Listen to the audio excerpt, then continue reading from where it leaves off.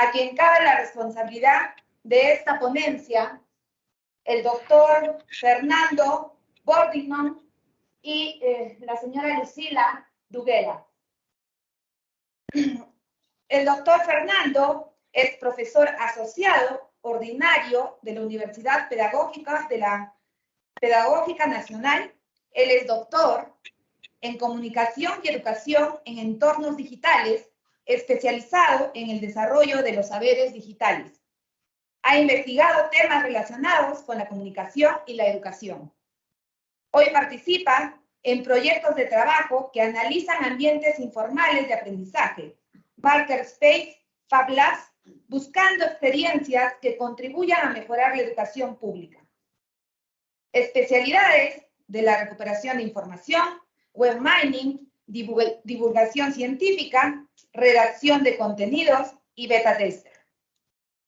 Nos van a presentar un interesante tema, el algoritmo y sus cajas negras en el currículum educativo, en el cual se va a realizar reflexiones sobre los avances del concepto de ciudadanía desde la perspectiva de la educación en relación a cómo ha ido variando en función del desarrollo del paradigma informacional. Específicamente, se tratarán las épocas de la ciudadanía digital y se discutirá la necesidad de incorporar en la currícula oficial el tratamiento y debate de las denominadas cajas negras tecnológicas. Los recibimos con un reconocimiento y un caluroso aplauso.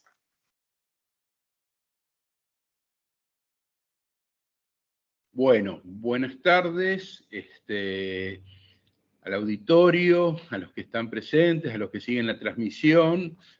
Primero, antes que nada, comentarles que esta presentación la hago con mi compañera de trabajo, de estudio, de investigación, la doctora Lucila Duguera, con quien hemos venido trabajando los últimos años en esta línea que tiene que ver con un poco revelar algunas opacidades tecnológicas y acercarlas al currículum educativo. Antes de esta presentación la haremos en diálogo constante, mi compañera y yo, con ustedes, para lo cual hay un chat habilitado donde nos gustaría ir tratando de si es pertinente, ir contestando preguntas, así ustedes son partícipes del diálogo de esta conferencia y deja de ser un objeto sedimentado, armado, y pasa a ser algo más vivo, que lo podemos construir entre todos durante este poco tiempo que vamos a trabajar juntos. Entonces los invitamos a sus preguntas en el chat.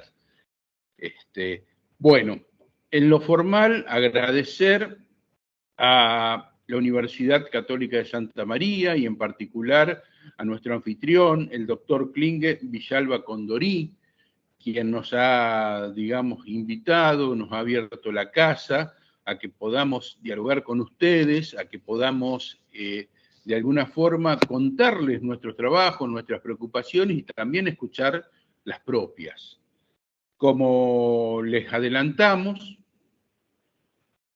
hay un trabajo, hay una agenda que voy a pasar a compartir pantalla, en la cual vamos a ir trabajando sobre esa agenda.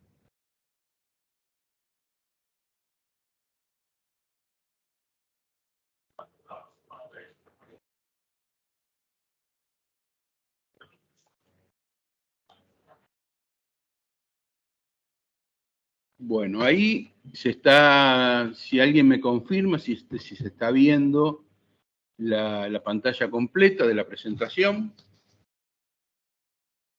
Sí, yo te confirmo, Bordi. Aprovecho la interrupción para saludarlas y saludarlos, agradecerles por la invitación.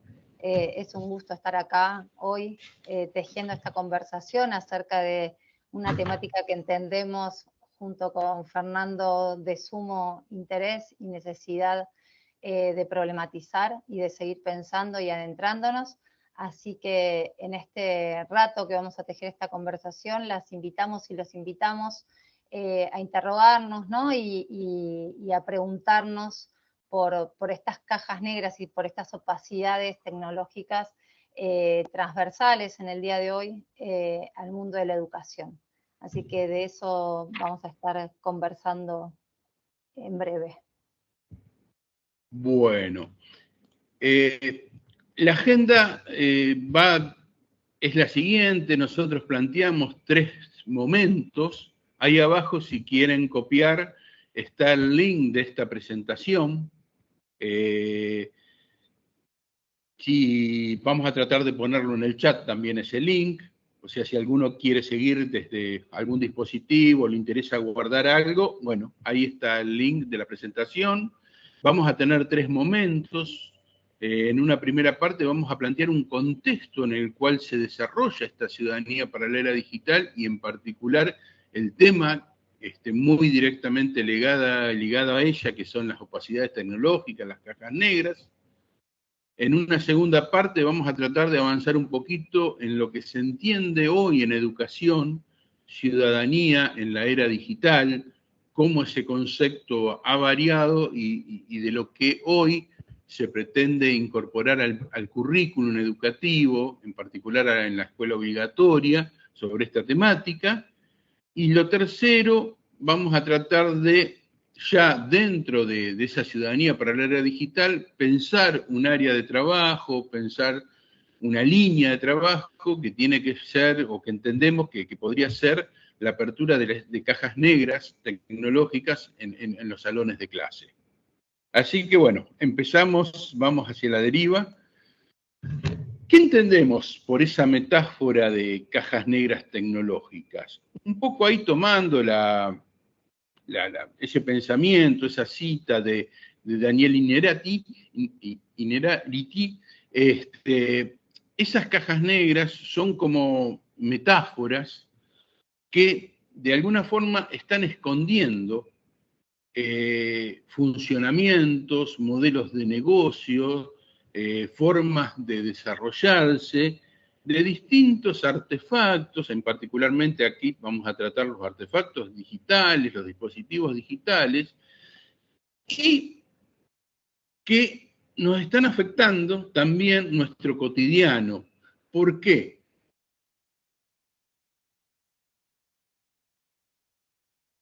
Pero en general tenemos un funcionamiento que nos es desconocido, no sabemos exactamente qué está pasando adentro de esas aplicaciones. Entonces, bueno, un poco la idea es tratar de, no de convertirse, de que los docentes tengan que convertirse en expertos en computación, pero sí en empezar a reflexionar un poco más sobre qué hay detrás de las interfaces, cómo están construidas, cuáles son los modelos de negocio.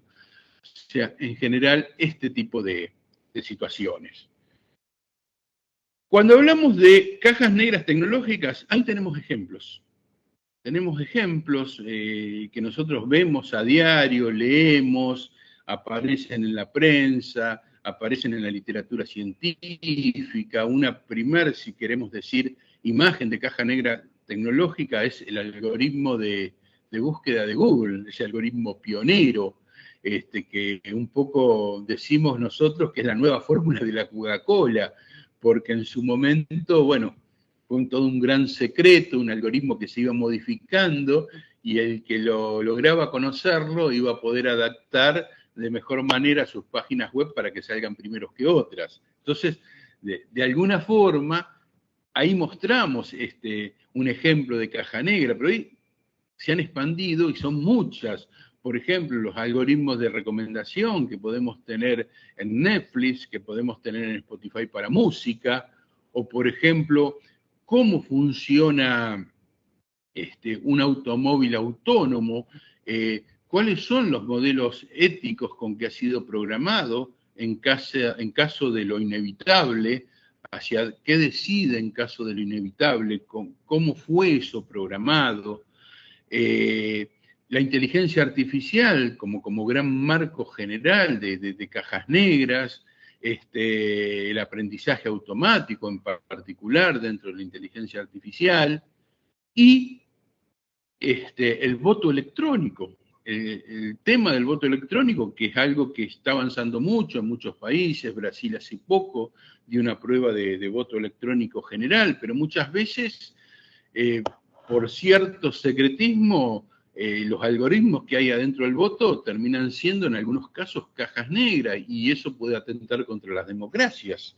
Entonces, bueno, son ejemplos generales en los cuales decimos que hoy hay muchísimo producción de tecnología en torno a estas cajas negras, y la evidencia de esto los dan las patentes que están saliendo continuamente, pero todavía desde los estados, desde los gobiernos, vamos un poco atrás en las regulaciones. Entonces, un poco lo que intenta esta exposición, esta charla con ustedes, es llamar un poco la atención desde el costado docente sobre estas opacidades.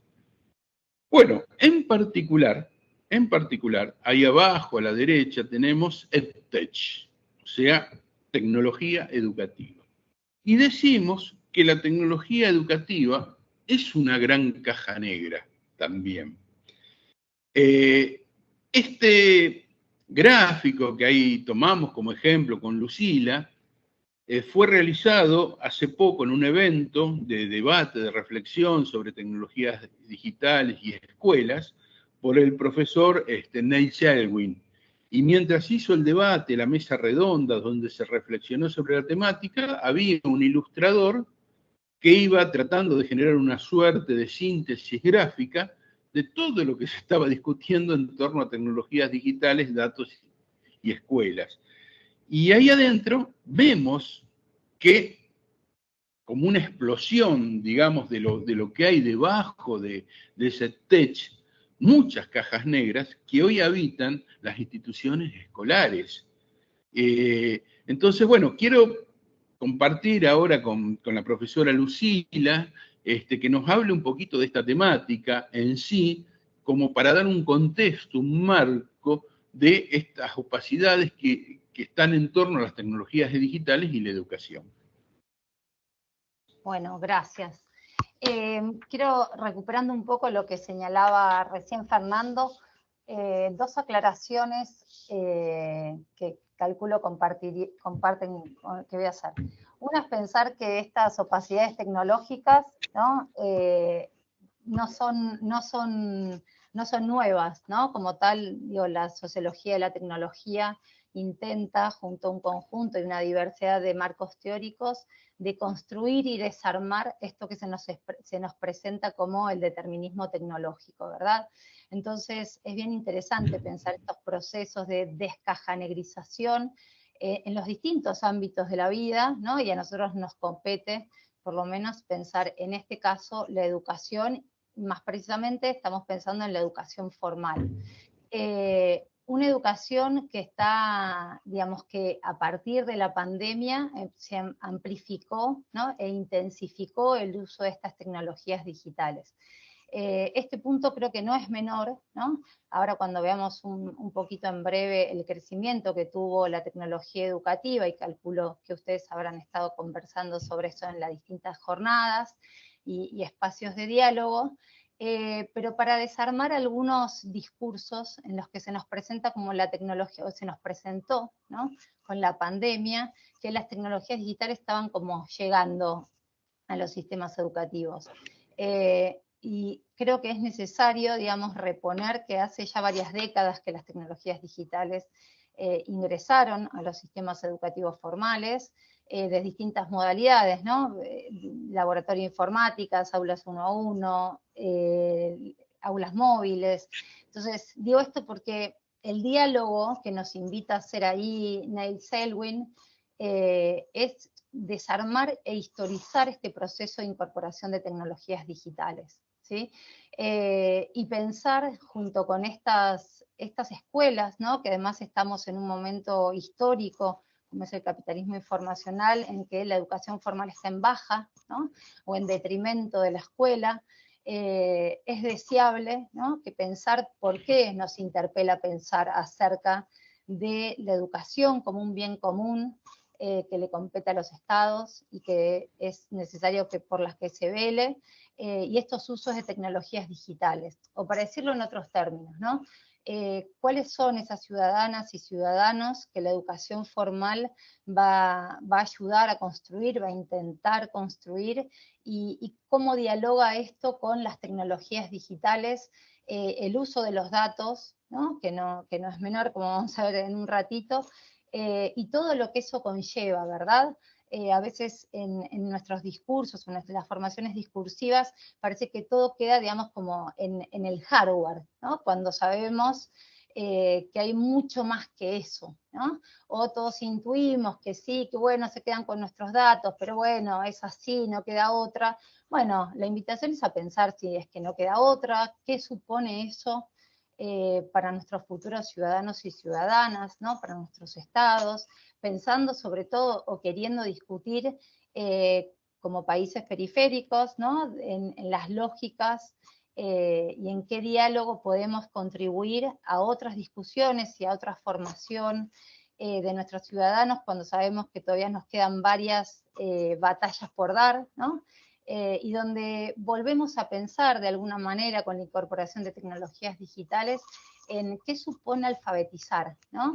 Creo que ahí hay una construcción para seguir pensando, o que las tecnologías digitales reponen, que tiene que ver con esto de, bueno, cuál es esa mejor alfabetización, o cuáles son las alfabetizaciones deseables en diálogo con el capitalismo de plataformas o del capitalismo informacional, y ahí cuáles son esos saberes que nuestros ciudadanos y ciudadanas necesitan saber, ¿no? Entonces, pensando en esto que nos invita Nell Selwyn a identificar, hay algunas de estas discusiones, bueno, que cuando ustedes quieran ver la presentación más finita, digamos, van a poder ver que algo de todos esos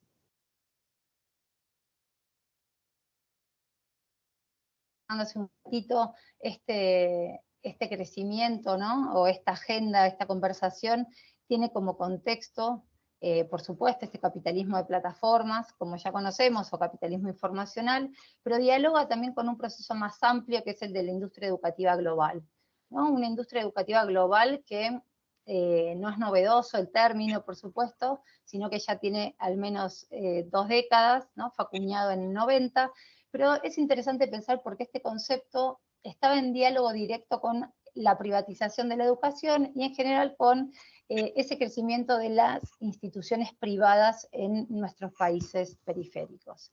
Sin embargo, desde hace una década al menos, algunos autores venimos pensando cómo este significante se resignifica, ¿no? Digamos, cómo comienza a aglutinar un conjunto de fenómenos, ¿no? Que tienen que ver, digamos, que no solo tienen que ver con las tecnologías digitales, pero que dialogan en gran medida con el crecimiento y la amplificación del uso de estas tecnologías digitales en la educación formal y en los distintos ámbitos de la vida, ¿no? Entonces, cuando uno está pensando en la IEG, vale bien la pena pensarlo porque, al menos por 2 cuestiones que después podemos seguir discutiendo. Uno tiene que ver con su nivel de injerencia, ¿no? En tanto económico, y en tanto los datos como el oro del siglo XXI, podríamos decirlo, ¿no? Y otro es por los nuevos actores que ingresan al mundo de la educación, ¿no? Y esto dialoga con esta problemática más amplia en la que se inscribe de pensar a la educación como un bien común. Entonces, digamos, esta nueva presencia de estos nuevos actores también, algo decía hace un rato Fernando, ¿no? Del mundo EdTech. Digamos, ¿qué supone este mundo EdTech? ¿Y qué supone esta IEG? Que no solo se ve en la EdTech, que es como su emblema, ¿no? O su marca, digamos, pero también hay al menos 2 fenómenos más que está atravesando a la educación en sus distintos niveles, vale aclarar que no es menor, y en términos globales, ¿verdad? Entonces lo que uno ve ahí son 3 características o 3 áreas de injerencia en las cuales se está construyendo esta IEG, que tiene que ver con el patrocinio, ¿no? Y la sponsorización empresarial, que a veces es muy explícita, ¿no? Cuando vemos un cartel en alguna institución educativa pública, pero a veces, y con la tecnología digital se ve bastante, con el uso de software privativo, ¿no? O de plataformas privativas, para ser más precisamente, y cómo esas formas que se nos presentan bastante como neutrales y gratuitas, sabemos que poco tienen de neutrales y nada tienen de gratuito, ¿verdad? Y por otro lado, digamos, o por otro ámbito de injerencia donde está teniendo bastante presencia, una presencia significativa la industria educativa global, tiene que ver con esto de construir superdocentes, ¿no? Estos torneos, estos concursos,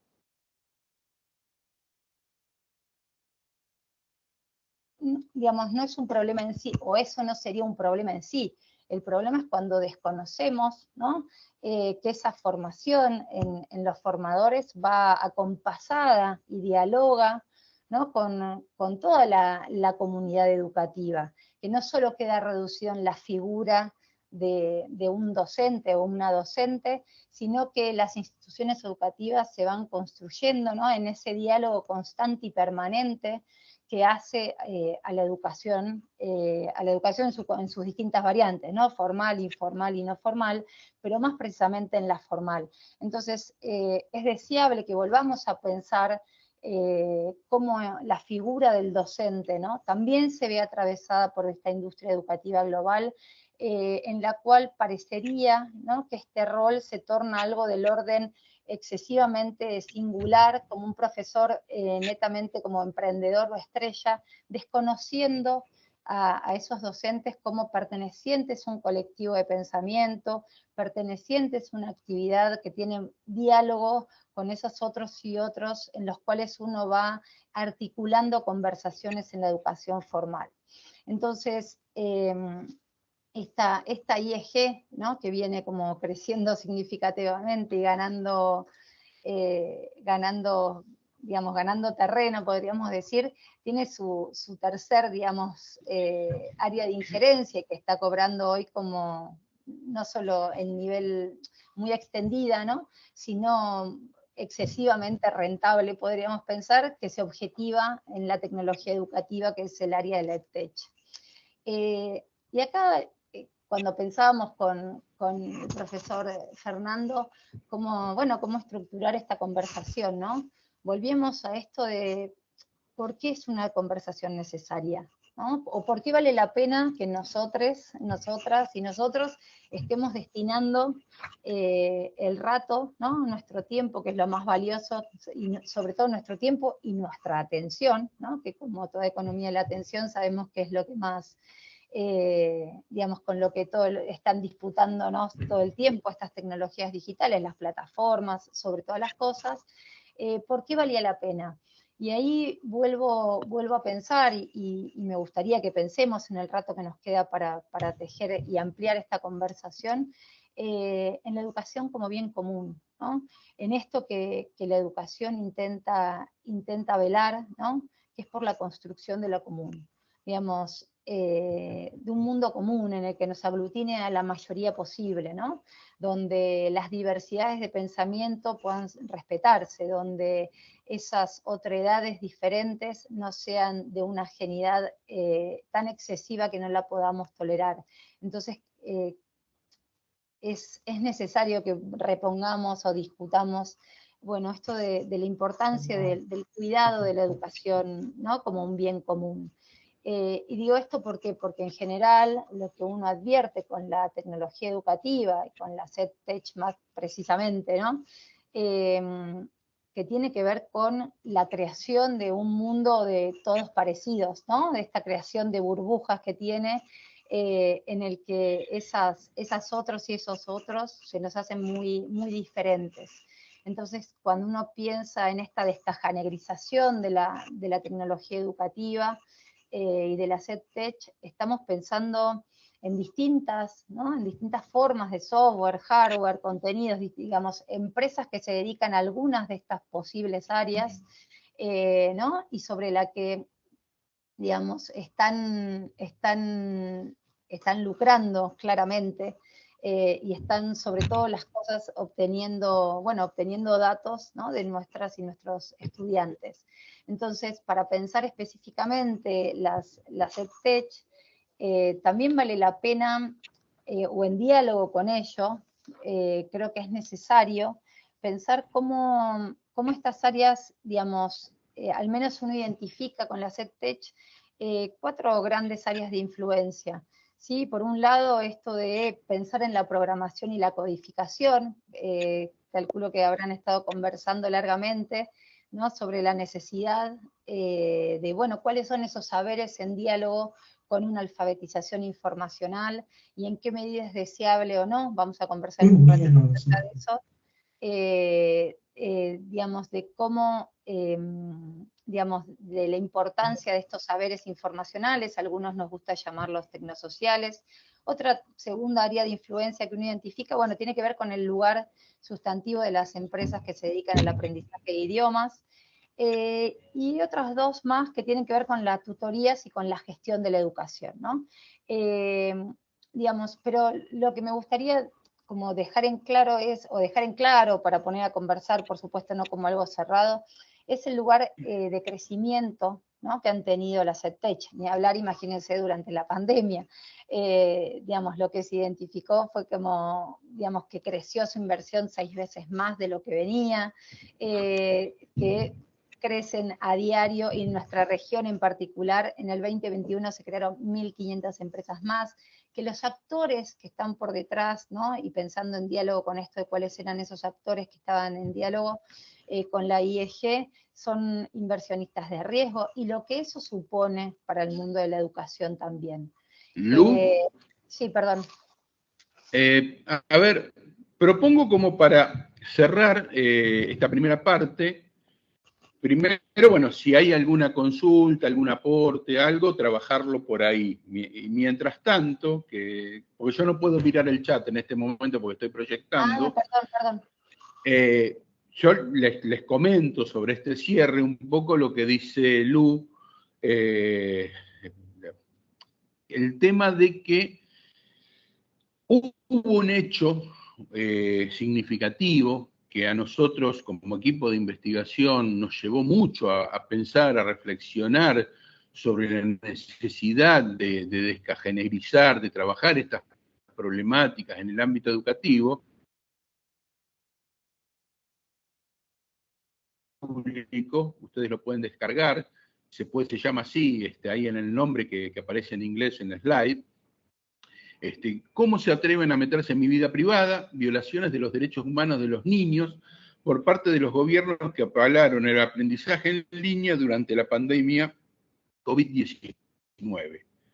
O sea, más allá de lo grandilocuente del título y eso, en el fondo es un estudio hecho sobre varias decenas de países por esta organización, donde se pusieron a analizar aplicaciones, plataformas, ya sea que los países que los gobiernos, digamos que el sector educativo, que los ministerios de educación en cada uno de los países estudiados se dedicó a recomendar para sus estudiantes, para la continuidad pedagógica, y también analizaron proyectos propios de plataformas que desarrollaron estos países. Y como significativo, se encontraron que de las 180 y pico de software que analizaron laboratorios técnicos, de forma violaba o potencialmente podría haber violado un derecho de los estudiantes, de los niños, de los menores como estudiantes. Y estamos hablando de derechos que tenían que ver con su privacidad, que tenían que ver con la venta de sus datos, que tenían que ver con llegarle publicidad a medida de estos estudiantes, que tenían que ver con el tracking, el seguimiento a lo largo de distintos espacios donde ellos se desarrollaron, donde ellos se movieron, etcétera, etcétera, etcétera. O sea, de alguna forma, este informe lo que da cuenta es ante una emergencia, porque la pandemia fue una emergencia, y ante la necesidad de la continuidad pedagógica, cada gobierno, cada institución educativa, cada docente trató de tomar a mano lo que podía tomar para continuar dando clase. Ahora, en el medio de lo que tomó, se han encontrado muchos problemas que tienen que ver con estos derechos de los niños. Y entonces, de alguna forma, volvemos a lo que decíamos al comienzo. Esto nos sirve para mostrar cómo se desarrolló el mercado cuando casi no hubo ninguna regulación. Porque la emergencia hizo que tomemos lo que tengamos a mano. Ahora entramos en una segunda etapa donde, a partir de este tipo de informes, decimos, hay que sentarse con estas aplicaciones, con sus fabricantes, con sus diseñadoras, y pedir un poco más de transparencia. ¿Por qué? Porque estamos utilizando estas aplicaciones, en muchos casos, con niños, con menores que debemos proteger. Y ahí está el tema de nuevo de las cajas negras. No sé, Lucila, ¿cómo estamos? Doctor Fernando, disculpe. Sí. Sí, ya quedan solamente 10 minutos para terminar la presentación y hacer las preguntas. Bueno, perfecto, gracias. Bueno, ¿qué queremos decir nosotros? Queremos decir, con respecto a estos temas de la opacidad de las cajas negras, que nosotros mostramos que están muy presentes en las tecnologías educativas que usamos a diario nosotros como docentes, debemos hacer, entendemos, y lo que queremos presentar, que debemos hacer una operación y llevar su tratamiento al currículum educativo. O sea que el currículum educativo, desde la escuela obligatoria, debe incluir a nuestro parecer el tratamiento y la reflexión sobre este tipo de problemáticas. ¿Por qué? Porque estamos frente a un nuevo ciudadano que tiene un entorno digital. Nosotros no hablamos de ciudadanía digital, nos gusta hablar de ciudadanía para la era digital.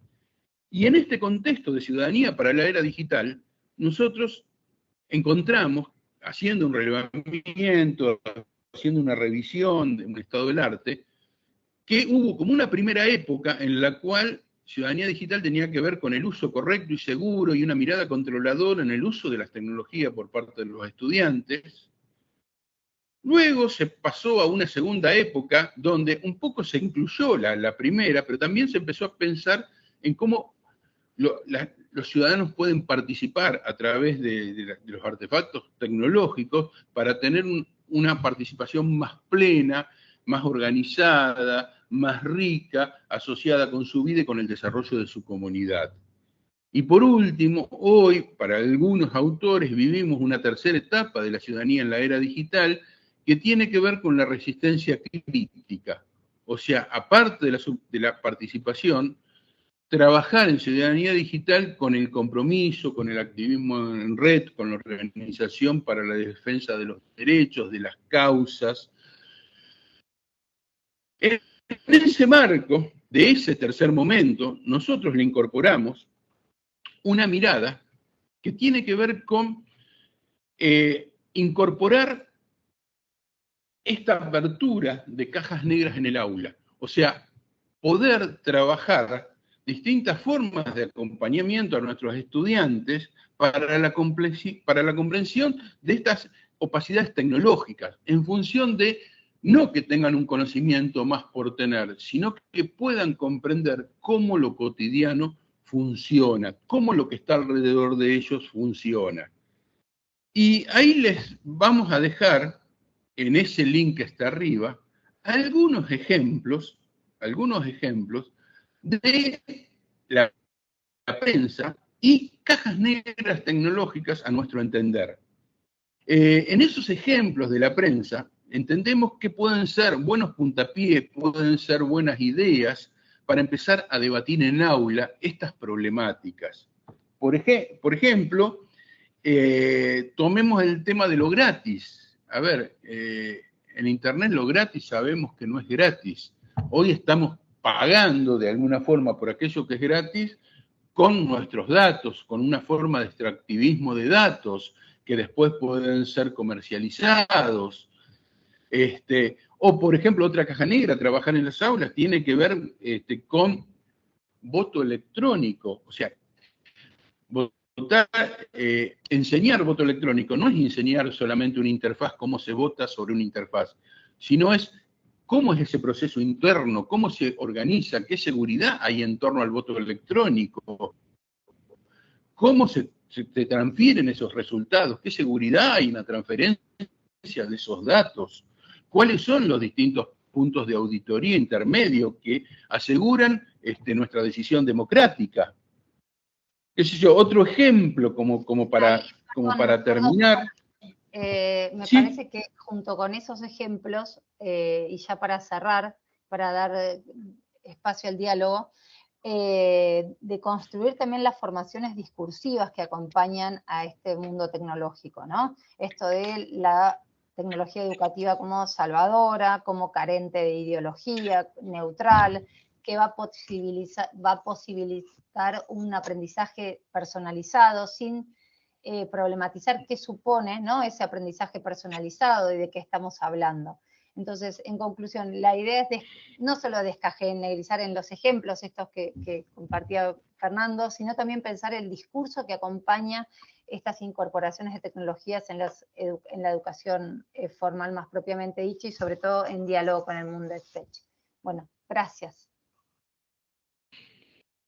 Bueno, dejamos acá en esta slide algunas ideas para empezar a intervenir, para empezar a pensar este trabajo en aula. Bueno, ya un poco no nos da el tiempo, pero bueno, son algunas ideas iniciales que dejamos para empezar a caminar. Y lo último que queríamos hacer antes de entrar al diálogo es recomendar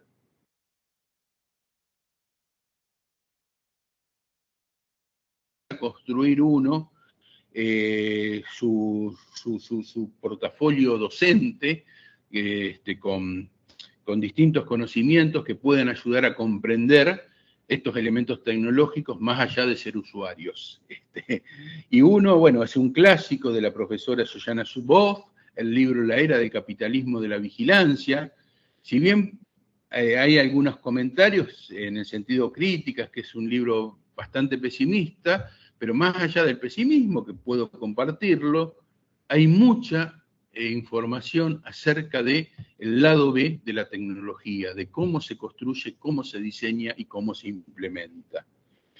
Y el segundo y último libro es el de la profesora mexicana Carissa Bellis, en el cual ella habla de la conveniencia, que la conveniencia, usar aquello que tenemos más a mano de forma irreflexiva, nos puede conducir a caminos indeseables.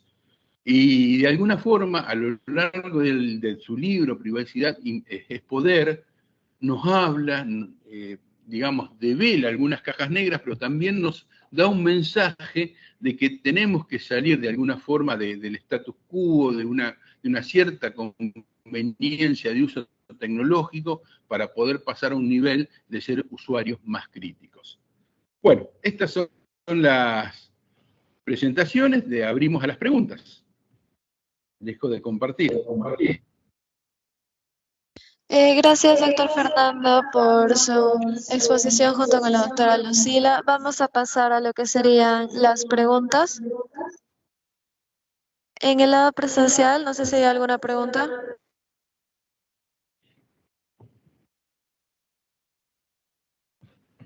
Parece que no hay preguntas en el lado presencial, así que pasaremos a una pregunta que tenemos en el chat. La pregunta es, ¿la gamificación podría ayudar a mejorar el aprendizaje para los estudiantes que reciben enseñanza tradicional? No sé si la querés abordar vos, Lu.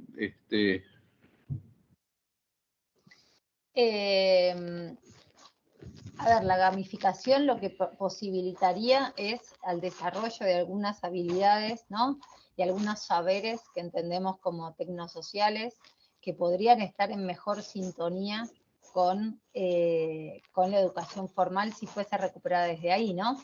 Siempre con el cuidado de no generar la escuela como un entretenimiento, ¿no? De no es equivalente.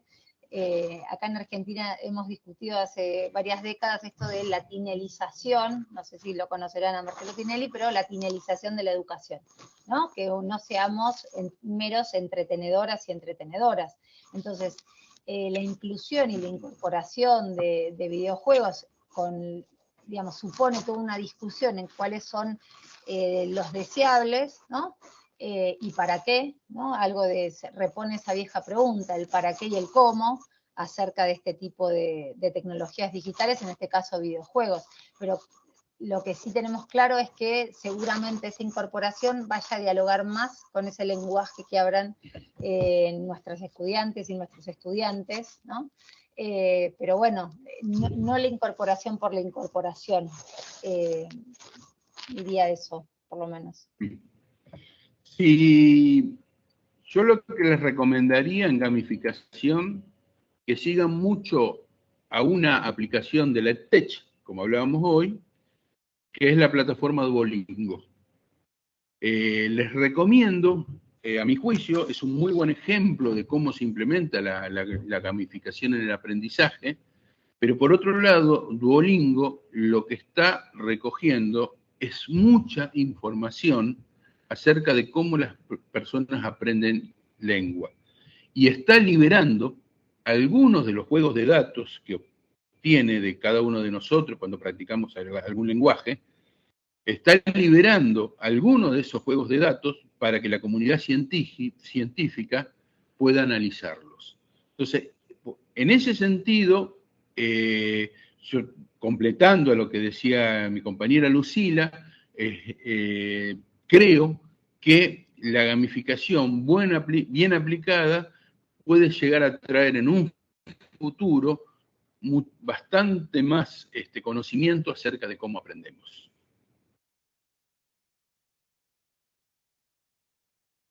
Perfecto, muchas gracias, doctor Fernando, doctora Lucila. No sé si hay alguna pregunta más del lado virtual.